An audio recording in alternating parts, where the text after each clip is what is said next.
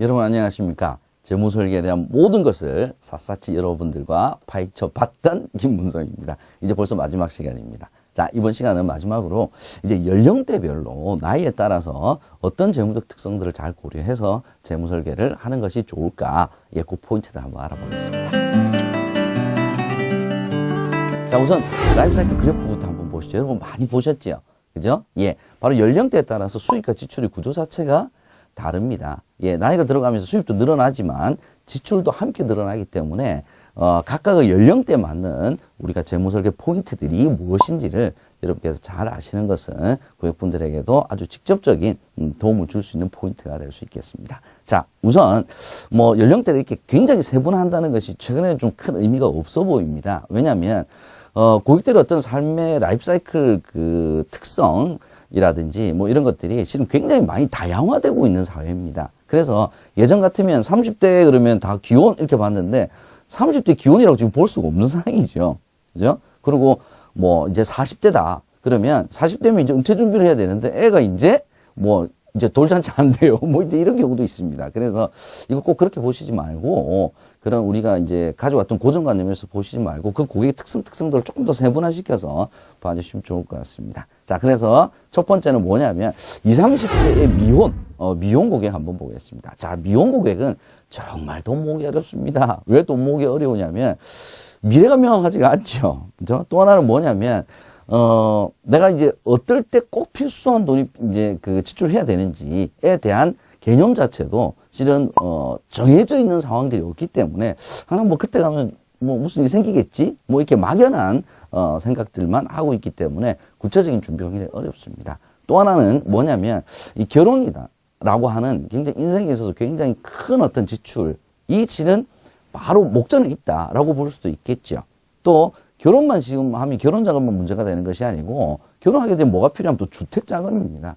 제일 큰 자금이죠. 그래서 거의 대부분의 자산들을 전부 단기 목적 자금 가지고 있는 거 다 투여해도 그걸 지금 감당을 못하는 상황이니까 예, 이제 단기 목적 자금에 너무 집중을 하다 보니까 이제 뭐가 빵꾸가 나냐면 장기 목적 자금 준비를 할 수가 없습니다.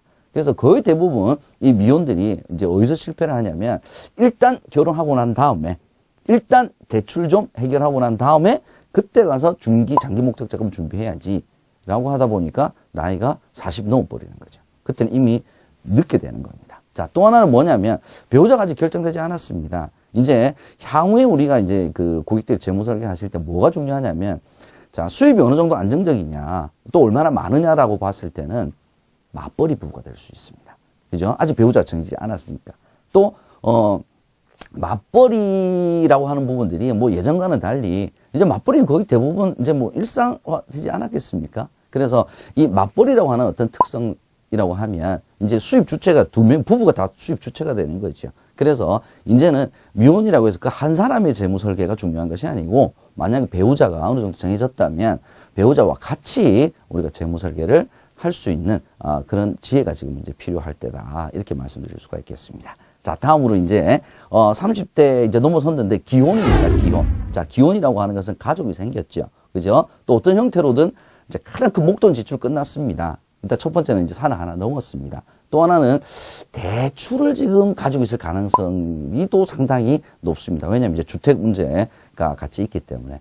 근데 이제 이 시기가 뭐가 이제 제일 중요하냐면 이 결혼을 하고 이 한 5년 이내는 실은 자녀가 생기더라도 양육비 부담이 그렇게 크지 않습니다. 교육비 지출이 본격적으로 일어나지를 않기 때문에. 또 하나는 뭐냐면 아직은 나이가 젊고 또 자녀에 대한 지출 적은 상태이기 때문에 인생에 있어서 수입은 제일 많은 시기는 아니지만 흑자율은 제일 높은 시기입니다. 즉 이 시기에 저축을 할 수 있는 재원 자체의 규모가 아주 안정적으로 확보가 될 수 있는 시기라는 겁니다. 그래서 평생 재무적인 안정도는 저는 개인적으로 바로 이 어떻게 보면 결혼하고 한 5년, 10년 이내 이때 어떤 스탠스를 취하느냐에 따라서 평생의 재무적 상황이 저는 달라진다라고 저는 말씀을 드리고 싶습니다. 자, 그래서 이 시기에는 정말 정립을 잘해야 됩니다. 이때는 어차피 목돈이 있는 시기가 아니기 때문에 단기, 중기, 장기 3등분을 해서 각각의 목적 자금들을 어떻게 만들어 나갈 것이냐를 꾸준히 이걸 유지를 할 수 있도록 만들어주는 것이 가장 필수적인 재무설계 포인트다. 이렇게 여러분들께서 생각을 해주시면 좋겠습니다. 자, 이제 이 시기를 지나면, 벌써 이제 40, 50대입니다. 40, 50대 그러면 제일 먼저 겁이 나는 게 뭐냐? 아유, 퇴직입니다. 퇴직. 자, 퇴직은 뭐냐? 수입이 끊어지는 거죠. 내지는 수입이 줄어듭니다. 자, 이렇게 불안하지만 소득은 높습니다. 자, 이때쯤 되면 이제 자기 집이 있을 수도 있고요. 또 금융자산, 즉 목돈을 가지고 있을 가능성도 높습니다. 그래서 이때는 부동산도요, 투자도요, 목돈 운용도, 적립 운용도 또한 이제 자녀 교육비 지출이 이제 바로 또 코앞에 달려 있죠. 그 다음에 건강, 보장. 자, 이런 것들이 전반적으로 모든 상황들이 다 고객들이 재무적 관심사로 떠오르게 됩니다. 그래서 단순하게 하나의 포인트만 가지고 집중해서 이 고객 재무 설계를 보시기보다는 전반적인 전체적인 자산을 놓고 이때부터는 얘기를 해야 되는 그런 시기다. 이제 종합적으로 좀 봐야 될 시기다라는 말씀을 드리면서 제가 이제 보장 쪽이 실은 제일 실은 저는 이제 관심사입니다. 최근에 이제 보장이라고 하는 부분들이 뭐하고 관련이 되어 있냐면 예전같이 사망 보장만 얘기를 하는 시대는 이제 지났다고 봅니다. 자, 사망이라고 하는 이제 보장 자체가 실은 예전과 같이 수명이 짧았을 때는 실은 굉장히 중요한 의미를 가지고 있지만 지금같이 수명이 굉장히 길어졌을 때는 이제 사망 보장만큼 그 이상으로 더 중요한 게 또 이제 은퇴라고 하는 부분이죠. 그죠? 자, 이 두 가지를 우리가 이제 같이 본다면 이제 이 사망 보장이라고 하는 니즈 자체가 단순히 우리가 사망을 보장하는 것이 아니고 이제 이게 잘 준비가 되지 않았을 때는 생활비라든지 은퇴 생활비라든지 아니면 은퇴 시기에 정말 들어가야 될 의료비가 실은 문제가 생깁니다. 이게 문제가 생기면 결국에는 생활비를 깨서 이걸 쓸 수밖에는 없죠. 왜? 생활비는 아껴 쓸 수 있지만 의료비는 아껴 쓸 수가 없잖아요. 의사 선생님, 저 10,000원어치만 치료해 주세요. 이거 돼요, 안 돼요? 안 됩니다. 그래서 이제는 지금 시대가 우리가 굉장히 긴 길을 가야 되는 아주 오랜 기간들을 우리 같이 봐야 되기 때문에 이게 각각 떨어져 있는 것이 아니고 다 연계가 되어 있다라고 여러분께서 생각을 해 주시면 제일 문제가 저는 20, 30대 보장 니즈가 약할 수밖에 없습니다. 보장 설계 안 합니다. 왜? 당장 급한 게 더 있으니까요. 그래서 이때는 조그만 금액이라도 괜찮으니까 시작을 할 수 있도록 해 주시는 것이 필요합니다. 즉, 이제 질병 사망을 할 가능성은 이제 나이가 어리니까 그렇게 많지는 않죠. 그죠? 하지만 뭐 재해라든지 사고라든지 준비해야 됩니다. 또 하나는 뭐냐면 은퇴. 뭐 나 전문데 뭘 이게 아니고 한 달에 5만 원, 10만 원도 괜찮으니까 저축한다 생각하고 이걸 미리 빼놓지 않으면 봉 효과도 없다는 거죠. 그래서 시작은 반드시 20대 시작을 할 수 있도록 해 주셔야 된다. 그게 바로 단기 목적 자금에서도 굉장히 여유를 가질 수 있는 굉장히 중요한 포인트가 됩니다. 자, 이 시기가 지나서 30대 이제 정도 되게 되면 제일 이제 좀 재정적 여유가 좀 있을 때지만 이때는 실은 제일 중요한 게 가장의 사망입니다. 왜? 필요 자금이 제일 클 때죠. 애들은 아직 어립니다.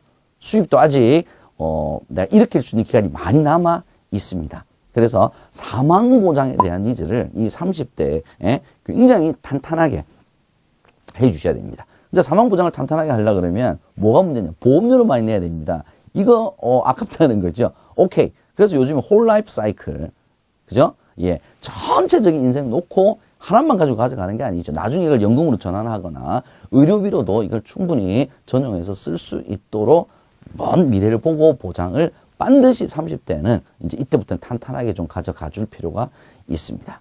이제 40대, 50대쯤 이제 되게 되면 새로운 추가적인 보장을 하기는 실은 쉽지는 않습니다. 또한 사망 보장이 중요한 것이 아니고 이때부터는 뭐가 중요하냐면 의료비입니다. 의료비. 자, 의료비가 본격적으로 들어갈 시기를 대비를 해서 40, 50대는 의료비 보장을 반드시 가져가야 되고요. 이제 50대가 넘어서 60대, 70대 은퇴기에 들어서게 되면 사망 보장이 지금 중요한 게 아니고 뭐가 중요하죠? 의료비입니다. 그래서 저는 그렇게 이야기합니다. 실손보상 의료비 상품 예전에는 뭐 애들이나 젊은 사람들 한테 필요하다 그랬는데 저는 제 생각 다릅니다. 저는 지금 은퇴하신 분들, 어르신들에게 제일 필요한 것이 저는 실손보상 의료비 상품이라고 생각합니다. 왜? 예전에 우리 은퇴 그러면 생활비만 얘기를 했지만 지금은 생활비 플러스 의료비 플러스 간병까지 가야 됩니다. 간병. 오케이. 간병까지는 못 가더라도요. 의료비 어떻게 합니까? 의료비가 만약에 없으면 앞서 말씀드린 것처럼 결국 생활고를 우리가 느낄 수밖에 없다는 거죠. 자, 이렇게 연령대에 맞는 우리가 보장자산을 어떻게 미리 준비를 잘 계획을 세워서 할 것이냐 하는 것을 이 연령대에 맞춰서 여러분들께서 포인트를 잘 생각을 해 주셔서 이 보장이라고 하는 설계도 재무 설계에서 굉장히 중요한 부분이니까 여러분께서 잊지 말고 꼭 고객분들에게 적극적으로 조언을 해 주시기를 바라면서 저는 이것으로서 짠치 우리 재무 설계 강의 마치도록 하겠습니다. 그동안 여러분들과 함께해서 정말 저는 행복했습니다. 여러분 고맙습니다.